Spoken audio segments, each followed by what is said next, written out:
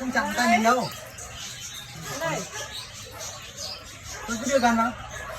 Đưa gần vào nó không chạm vào tay bác đèn. Cứ đưa gần vào. Chạm vào tay bác đèn. Ăn đi. Để em đi cho nó ăn đi. Đấy đưa. Cứ đưa cả bàn tay vào được. Xòe cả tay vào được. Không cắn đâu, nó không cắn đâu. Xòe cả tay vào. Nó bóc vỏ mà. Đây em vào đây cho bạn bé ăn. Thằng Ninh cho pet ăn đi. Thằng Ninh vào cho pet ăn đi. Đây con cho bạn bé ăn được. Sợ. Bé mấy con bé. Con nhìn này. Sợ Không rồi. ơi. Đấy. Đấy cho ăn đi, con đi Cho ăn đi. Em phải ăn cho pet ăn đi nhé. Cho con nào không ăn được. Đây con gật xinh lắm. Đi vào cho pet ăn đi. Cô mua ngoài lấy bằng tay nó ra ngoài là nó nghịch ấy. Cho con màu xanh ăn đấy.